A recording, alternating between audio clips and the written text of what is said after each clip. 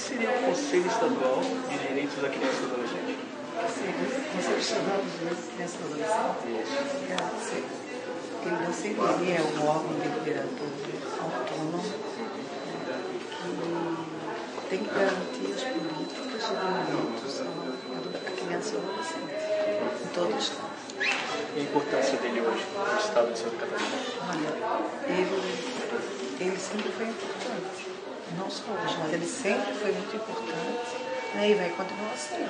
Vão passando conselheiros, vão mudando presidentes, vão mudando secretários, vai tendo uma equipe de transição, mas, na verdade, a importância do Conselho é fundamental para garantir os direitos da criança e do adolescente, seja em que esfera for, municipal, né, estadual e nacional.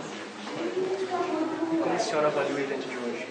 O evento de hoje é importantíssimo porque nós precisamos saber, principalmente dentro do Conselho, nós temos várias representações governamentais na área da educação, da saúde, da agricultura, e nós desconhecemos sim a situação de uma criança, um adolescente, até na área rural, como está a situação dessas crianças na escola, qual é a garantia, sabe, que eles têm de ter uma escola, de ter creche, de ter abrigos, e como isso está se dando, como isso está acontecendo.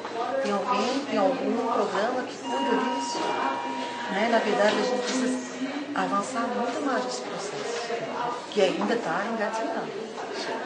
E fora o assunto de hoje, né, que é o trabalho infantil, a senhora acha qual é o principal causa, ponto negativo que o Estado precisa melhorar, né, relacionado à criança e ao adolescente?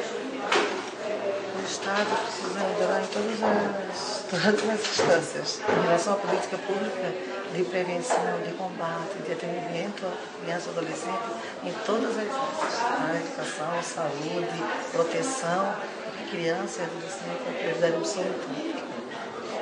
Fora as entidades, o poder público, o que a senhora acha da sociedade? O que a sociedade poderia estar fazendo, né, para também estar ajudando nessa causa? A sociedade ela pode contribuir indo para as escolas, indo para as entidades que atendem adolescente em medida socioeducativa, indo nos abrigos, adotando,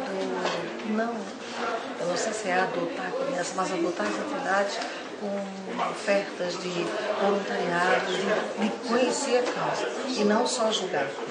Ela tem que conhecer o que está se fazendo, por que está se fazendo, qual é o contexto histórico da criança e do adolescente para ele estar naquela situação e não julgar. Então, falando nisso, eu gostaria de agradecer a entrevista, entregar o material. Muito obrigada. E o Conselho Estadual está aberto para as primárias. Se vocês quiserem, a gente manda um programa de plenárias que a gente tem. Quando vocês quiserem participar, o Conselho está aberto. Certo, obrigado.